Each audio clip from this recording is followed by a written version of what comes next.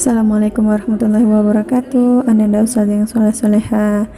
Untuk pelajaran akidah kita hari ini masih yang berkaitan yang kemarin, yaitu tentang Al-Ahad dan Al-Khaliq. Nah, hari ini Ustazah akan memberitahu Ananda tentang kisah Nabi Ibrahim alaihissalam.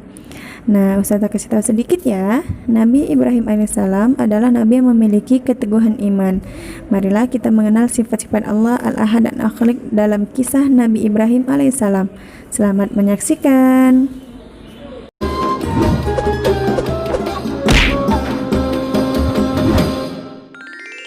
Kisah Nabi Ibrahim.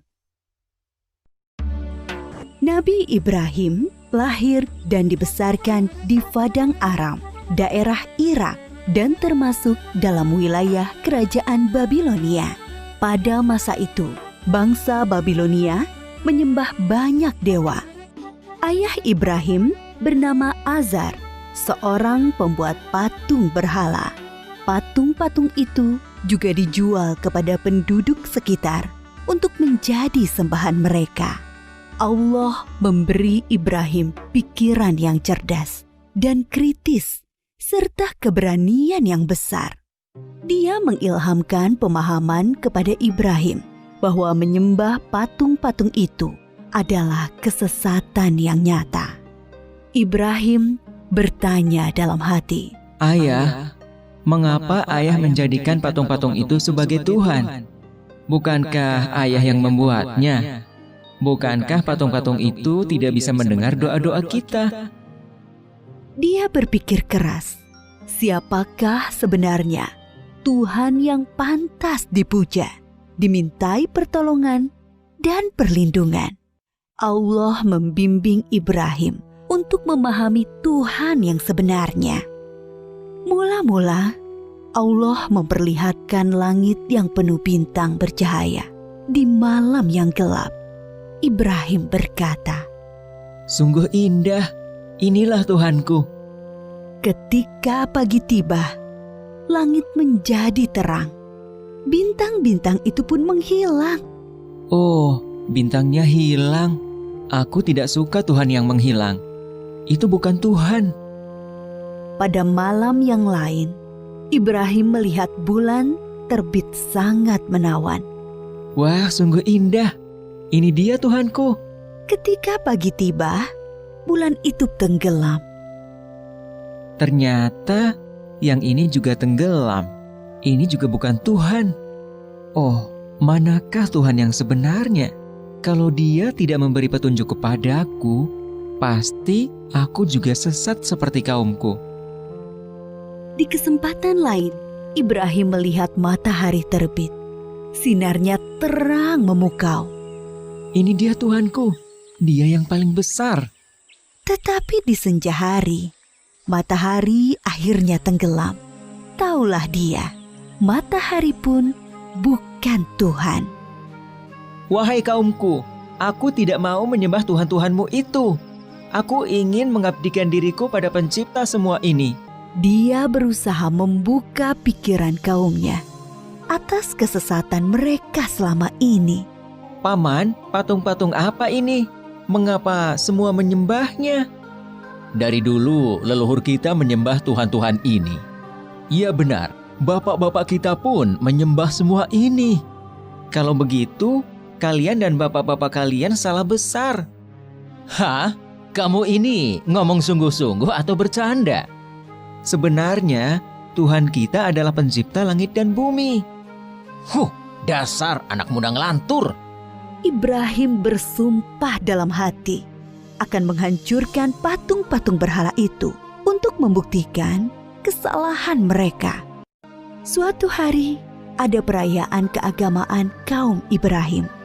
Setelah memberi sesaji kepada berhala, mereka pergi semuanya keluar kota. Ibrahim tidak mau ikut rombongan itu.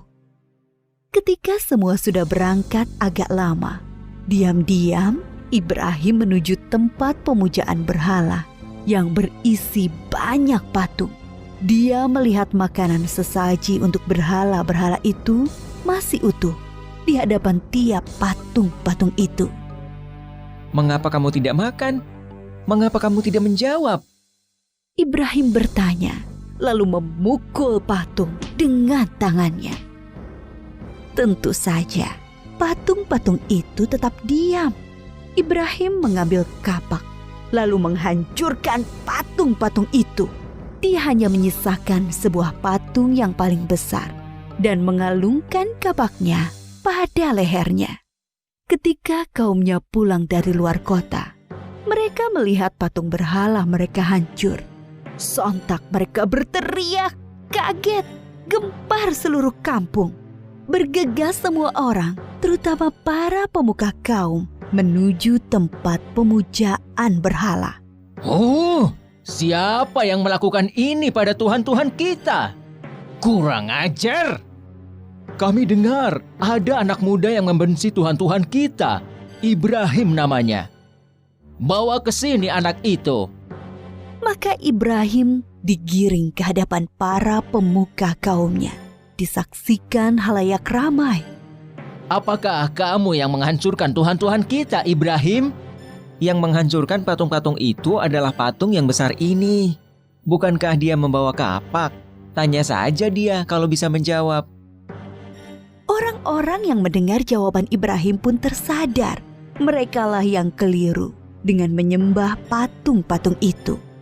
Tapi kekafiran yang sudah mendarah daging membuat mereka memutar balikan kebenaran. Tentu di sini ada campur tangan setan. Kamu kan tahu, dia tidak bisa bicara, apalagi bergerak menghancurkan patung lain. Berarti kamulah yang melakukannya. Jadi, mengapa kalian menyembah patung yang tidak bisa berbuat apa-apa? Melindungi dirinya sendiri saja tidak bisa, apalagi melindungi kalian. Pemuka-pemuka kaum Ibrahim berunding untuk menghukumnya. Beberapa orang mengusulkan untuk membakar Ibrahim hidup-hidup. Maka penguasa waktu itu, Raja Namrud, memerintahkan untuk membuat bangunan tempat pembakaran Ibrahim di tengah lapang agar bisa disaksikan orang banyak. Ibrahim diikat lalu dilemparkan ke dalam api. Api menyala berkobar sangat panas. Allah berfirman, "Hai api, dinginlah dan menjadi keselamatan bagi Ibrahim." Maka ketika kobaran api yang dahsyat telah padam, keluarlah Ibrahim dengan segar bugar, tidak terbakar sedikit pun. Bahkan pakaiannya juga utuh, hanya tali pengikatnya yang musnah terbakar.